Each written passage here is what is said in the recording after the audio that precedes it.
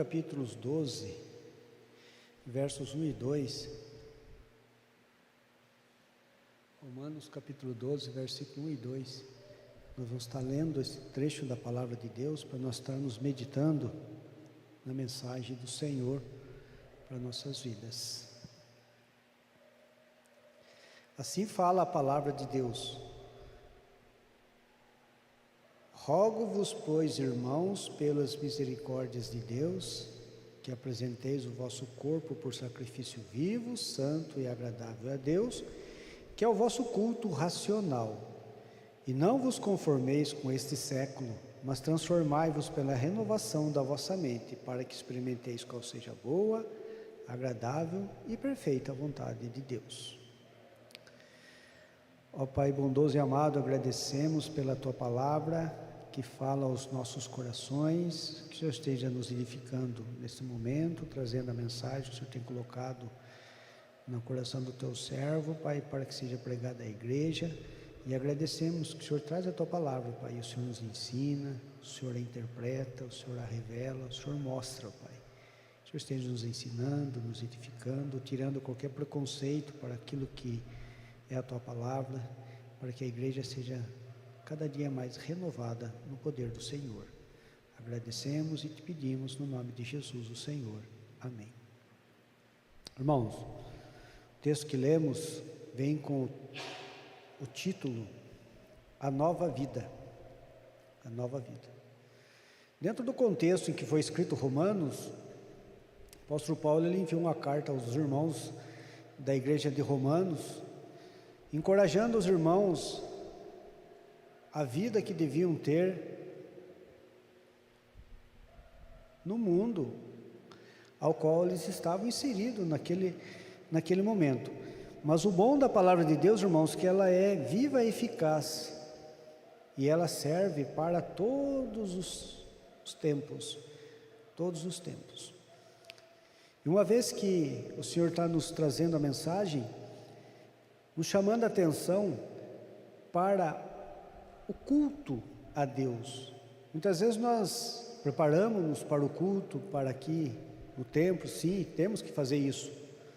Podemos chegar aqui sem preparo nenhum, sem estudo, sem leitura da Bíblia durante a semana, sem ensaio para prestar nosso culto. Mas o que me refiro aqui, que a nossa vida é um culto aqui, a nova vida, transformação. É o que o apóstolo pregou para a igreja de Romanos nesta carta aqui, para que como a igreja deveria se portar diante do mundo em que ela está vivendo. Porque, irmãos, aqui, dentro desse contexto, havia crentes que eram já da linha judeus, e crentes que não eram da linha grega, da linha dos romanos, dos gentios, como falam aqui, alguns que nunca tinham contato com essa vida de culto, os ritos numa vida de culto.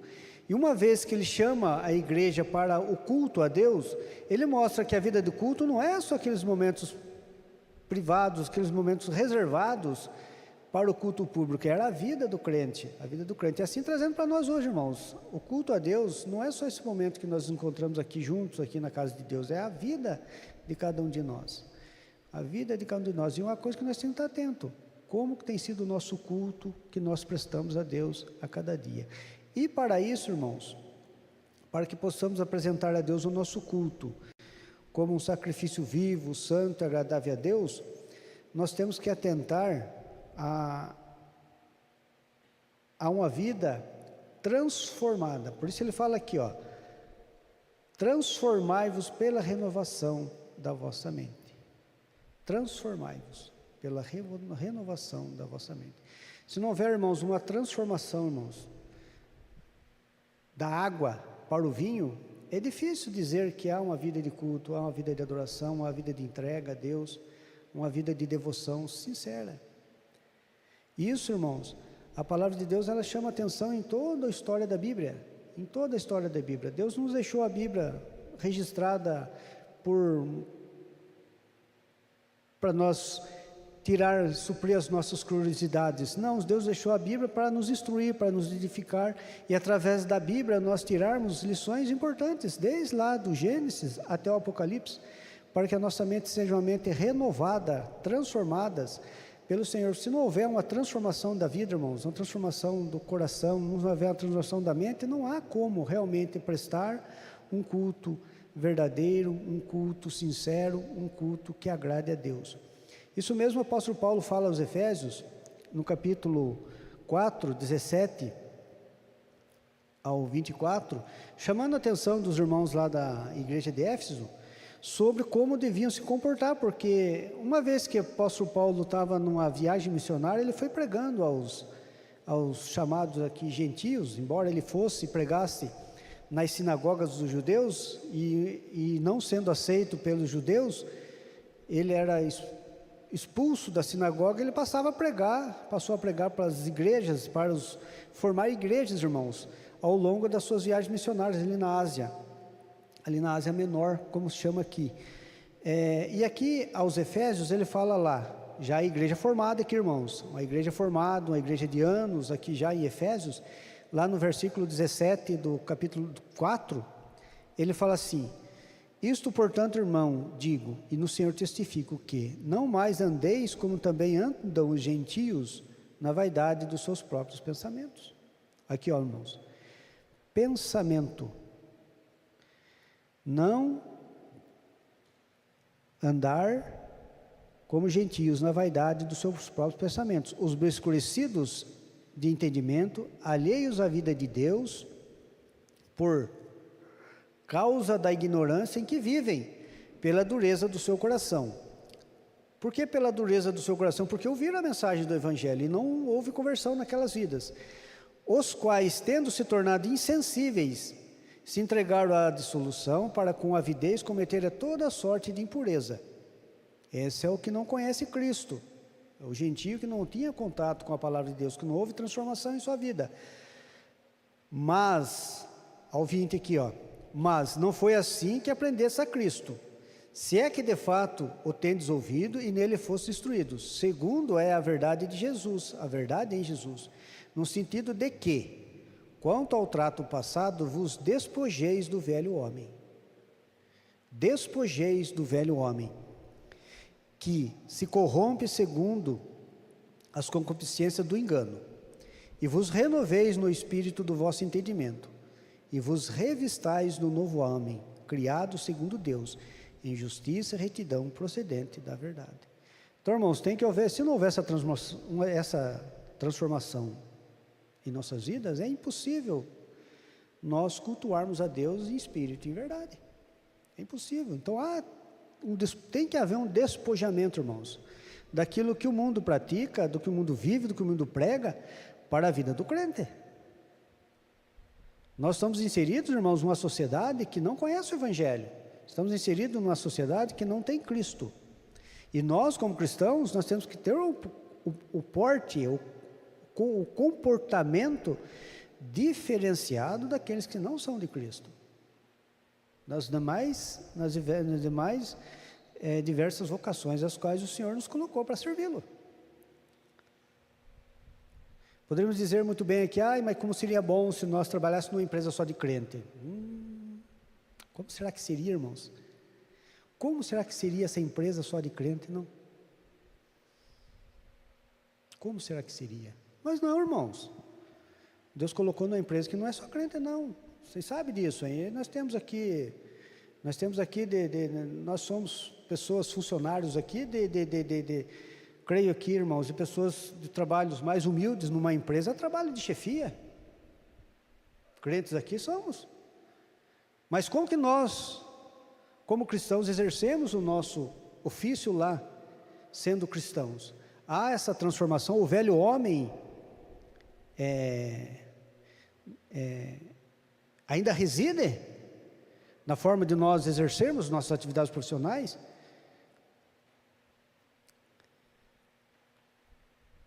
Então, isso que tem que ter essa vigilância, irmãos, essa observância.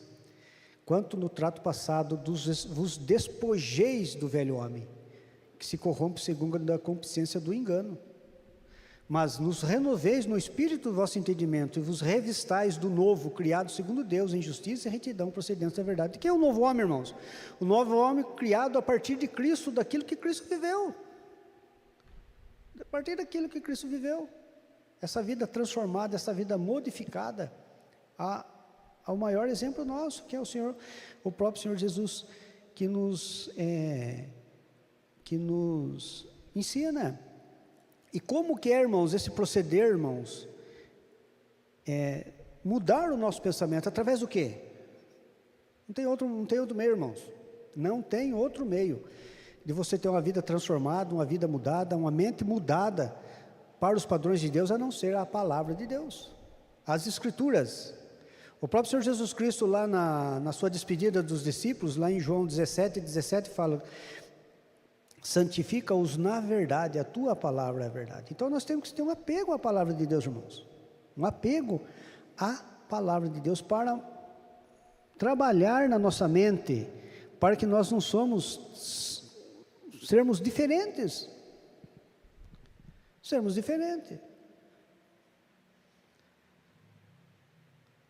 Evangelizar, irmãos, claro que evangelizar é falar, pregar o Evangelho, é viver o Evangelho, mas muitas vezes, irmãos, nós queremos atrair as pessoas, como nós somos atraídos a Cristo, ser um instrumento de Deus para atrair. Muitas vezes nós vamos falar, mas muitas vezes, irmãos, já tem um ditado, um dizer, que a vida fala mais que as palavras. Nós temos que tomar atenção com isso. Muitas vezes o nosso comportamento, se fizer aqui um filtro de como é a minha vida, no meu trabalho, eu tenho um colega que trabalha aqui, irmãos, e tem colega de trabalho que muitas vezes assiste a gente, né? Ele fala: o Neto lá na igreja, né? Por que esse Neto não vem trabalhar aqui na empresa, não é verdade, Alex? Né? Por que o Neto não vem trabalhar aqui na empresa, né? O Neto lá da igreja, por que o Neto lá da igreja, o Joaquim lá da igreja, não vem trabalhar aqui na empresa? Onde que está aquele Joaquim? É isso que a gente tem que fazer essa pergunta para a gente, irmãos. Como eu estou me comportando lá na minha escola, né, Isaac? O Isaac lá da escola, lá da igreja, por que o Isaac lá da igreja não estuda aqui, né? Não, é verdade, irmãos, é a realidade da nossa vida cristã. Aqui eu sempre tenho em mente que a igreja é um reflexo do que é lá fora. Uma vida de louvor, de adoração a Deus. E para isso nós temos que moldar o pensamento, através do quê? Da palavra de Deus. Está aqui na palavra de Deus. Filipenses 4, 8 e 9, fala aqui o que deve moldar o pensamento do cristão. Finalmente, irmãos, tudo que é verdadeiro, Filipenses 4, 8 e 9, fala assim: finalmente, irmãos, tudo que é verdadeiro, tudo que é respeitável, tudo que é justo, tudo que é puro, tudo que é amável, tudo que é de boa fama, se alguma virtude há, e se algum louvor existe, seja isso que ocupe o vosso pensamento. O que também aprendestes, e recebestes, e ouvistes, e vistes em mim, isso praticai, e o Deus da paz será convosco. Irmãos,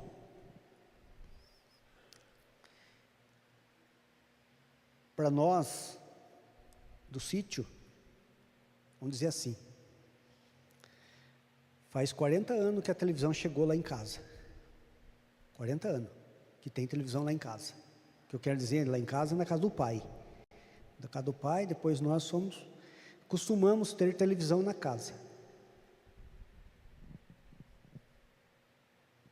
Eu falo a verdade, irmãos. Não sei se vocês têm a mesma percepção que eu, mas eu tenho essa percepção. As nossas famílias mudaram bastante depois que a televisão está dentro de casa. Bastante. Claro que a televisão do meu tempo, lá no começo lá, ela tinha algumas reservas morais. Hoje está escancarado. Mas hoje, irmãos, o meu filho corre um risco maior do que eu. Porque, irmãos, nós temos um aparelhinho aqui, irmãos, que cabe. Esse aqui é meio grande. Mas tem aparelho desse aqui, irmãos, que cabe na palma da mão, que esconde. Irmãos, Temos que tomar cuidado com isso daqui, irmãos. Renovar a nossa mente, irmãos. Renovar a nossa mente aqui, ó. Finalmente, tudo que é verdadeiro, tudo que é respeitável, tudo que é justo, tudo que é puro, tudo que é amável, tudo que é de boa fama. Se alguma virtude é, se algum louvor existe, seja isso que ocupe o vosso pensamento. Irmãos, nós temos que brigar, irmãos. E tem hora para ele assistir. Ele tem hora para ver celular, ficar brabo. Fica brabo. Tem hora. Uma das avós dele fala, mas por que, neto? Regra. Imagina, irmão, se a gente colocando tempo para o Isaac ver celular, brincar no celular, joguinho, a gente tem que estar policiando. Se você não tem, irmãos, tem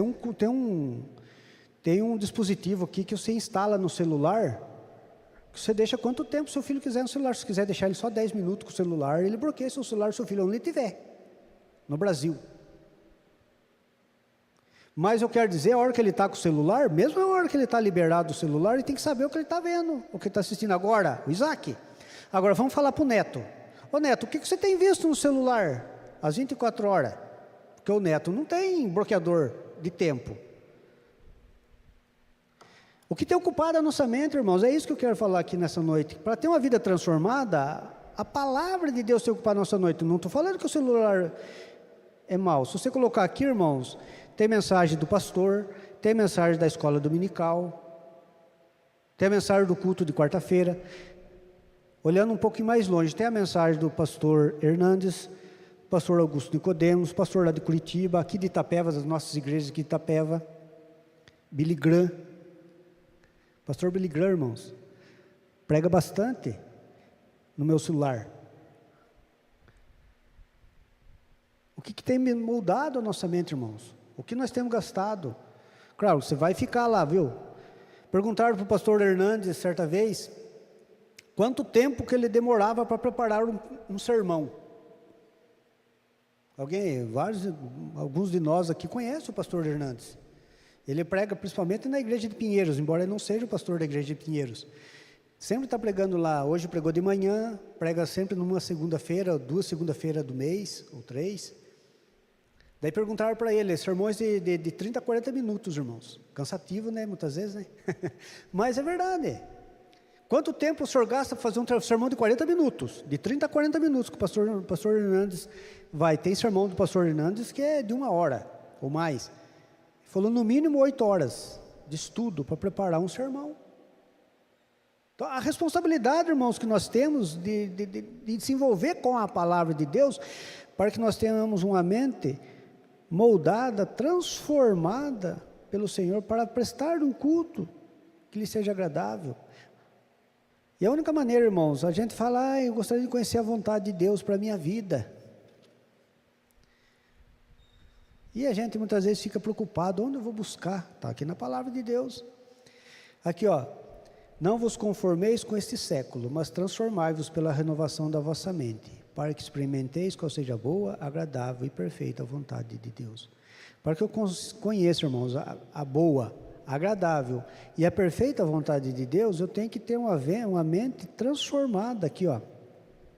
Sacrifício vivo e agradável a Deus. É isso que tem que moldar, ó Pai, para a renovação da minha mente. Eu tenho que ter uma mente renovada, irmãos.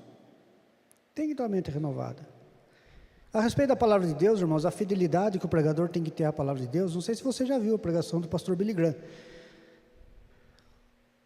O pastor Billy Graham foi um dos grandes pregadores, missionários da igreja, no final do meio do século passado até o início desse século. E se você pegar a mensagem dele, não foge da mensagem que Deus tem pregado para nós hoje. Por quê? Porque fidelidade é a palavra. E isso outros demais irmãos. O pastor usa sempre aqui o exemplo de um dos grandes pregadores de séculos passados, Charles Spurgeon, fiel à palavra. E quantos outros hoje, irmãos, têm se levantado, pregadores de Deus, homens e mulheres, sendo usados por Deus, fiéis à palavra. Então é isso que tem que renovar, irmãos, tem que fazer parte da nossa mente. Não tem como, irmãos, eu dizer que eu tenho uma vida renovada, uma vida cristã transformada, renovada, sem que a palavra de Deus esteja fazendo parte da minha história, da minha vida de culto. Nós estamos estudando Jeremias esse trimestre, e com lições abençoadoras Deus tem trazido para nós, através da vida e história de Jeremias.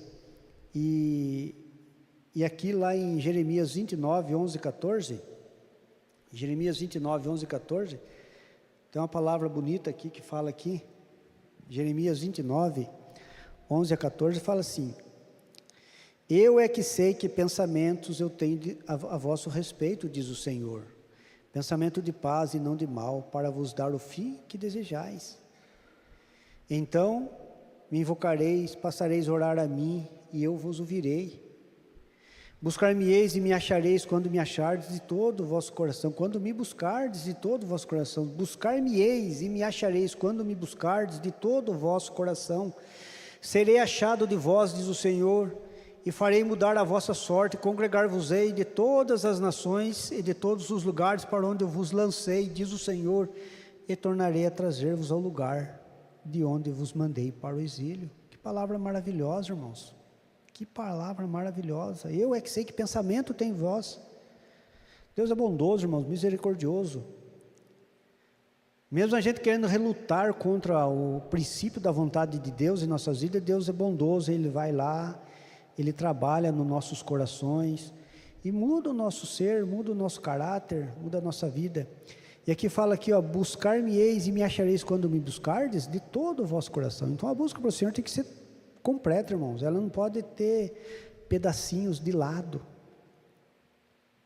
O coração do crente não pode ter dispensa. Aquele quartinho lá onde eu jogo, deixo guardado umas coisinhas para, depois eu vou buscá-la. Não. O único lugar que tem que ter, se tiver que ter a dispensa, a única reserva que você deve deixar lá é o suprimento da palavra de Deus, para você nas horas mais difíceis buscar o alimento que vai provê-lo ao passar para os momentos mais difíceis da vida.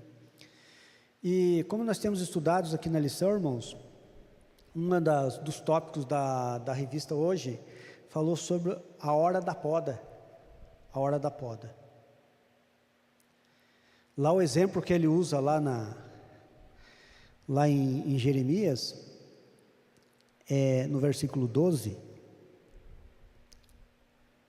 versículo 6 aqui do capítulo 5 de Jeremias, no versículo 10 fala assim, ó, Jeremias 5, versículo 10, fala assim, ó, subi vós os terraços da vinha, destruía, porém não de todo, tirar-lhe as gavinhas, porque não são do Senhor. Ou seja, irmãos, podar. Será que nós teríamos coragem, irmãos, de dizer para Deus, ó Senhor, poda isso na minha vida, Senhor, tira isso de mim, que está atrapalhando a minha vida de culto e adoração a Ti. Irmãos, se tem algo na nossa vida, na minha vida, na sua vida, na vida da igreja, que serve de empecilho para o nosso crescimento com Deus, para o nosso crescimento orgânico, ou seja, que esse crescimento orgânico, crescimento do bom convívio da igreja, que nós temos a humildade e a força e a sabedoria para pedir para Deus podar, irmãos, podar. Se tem algo na sua vida que peça porque Deus pode, para que você não seja dominado pelo pecado, seja dominado pelo vício. Muitas vezes nós quando fala-se vício, irmãos, nós pensamos nos vícios das drogas, pensamos no vício da bebida alcoólica, mas tem tanto vício, irmãos, tanto vício. Tem vício que você tem que deixar de lado, irmãos. Tenha coragem, peça para Deus. Peça para Deus limpar o seu coração daquilo que não agrada, daquilo que não serve para a sua edificação, que não serve para a edificação da igreja, que serve para fortalecimento. Continuando lá em Romanos 12, irmãos, fala aqui do bom andar, do bom caminhar da igreja, a partir dessa vida transformada, e como que deve ser a vida desses novos crentes, Novos crentes, como que deve ser a vida desses novos crentes? Eu vou encerrar lendo esse trecho aqui, irmãos. Romanos 12, a sequência do texto aqui, ó. Vou encerrar lendo aqui, irmãos. Porque pela graça que me foi dada, digo a cada um dentre vós, não pense de si para si mesmo, além do que convém. Pense com moderação, segundo a medida da fé que Deus repartiu a cada um. Porque assim como num só corpo, temos muitos membros, mas nem todos os membros têm a mesma função. Assim também nós, com quantos muitos somos um só corpo em Cristo, e membros uns dos outros. Tendo, porém, diferentes dons, segundo a graça que nos foi dada, se profecia, seja segundo a proporção da fé. Se ministério, dediquemo-nos ao ministério. Ou o que ensina, esmere-se no fazê-lo. O que exorta, faça com dedicação. O que contribui com liberalidade. Que preside com diligência, quem exerce misericórdia com alegria. Olha que igreja bonita, irmãos. Daí continua aqui, ó, as virtudes recomendadas, para encerrar. O amor seja sem hipocrisia, detestai o mal, apegando-vos ao bem. Amai-vos cordialmente uns aos outros, com amor fraternal, preferindo-vos em honra uns aos outros. No zelo não sejais remissos, sede fervorosos de espírito, servindo ao Senhor. Regozijai-vos na esperança, sede pacientes na tribulação, na oração, perseverantes. Compartilhai as necessidades dos santos, praticai a hospitalidade. Abençoai os que vos perseguem, abençoai e não amaldiçoeis. Alegrai-vos com os que se alegram e chorai com os que choram. Tende o mesmo sentimento uns para com os outros. Em lugar de serdes orgulhosos, condescendei com que é humilde. Não sejais sábios aos vossos próprios olhos. Não torneis a ninguém mal por mal, esforçai-vos por fazer o bem perante todos os homens. Se possível, quanto depender de vós, tende paz com todos os homens. Não vos vingueis a vós mesmos, amados, mas dai lugar à ira, porque está escrito, a mim me pertence a vingança, eu é que retribuirei, diz o Senhor. Pelo contrário, se teu inimigo tiver fome, dá-lhe de beber, dá-lhe de comer. Se tiver sede, dá-lhe de beber. Porque fazendo isto, amontoará as brasas vivas sobre a sua cabeça. Não te deixes vencer do mal, mas vence o mal com o bem. Que realmente, irmãos, isso seja a nossa história. A nossa história. Que sejamos irmãos. Como fala o apóstolo Paulo aqui, rogo-os, pois, irmãos, pelas misericórdias de Deus, que apresenteis o vosso corpo por sacrifício vivo, santo e agradável a Deus, que é o vosso culto racional. E não vos conformeis com este século, mas transformai-vos pela renovação da vossa mente, para que experimenteis qual seja a boa, agradável e perfeita vontade de Deus. Amém.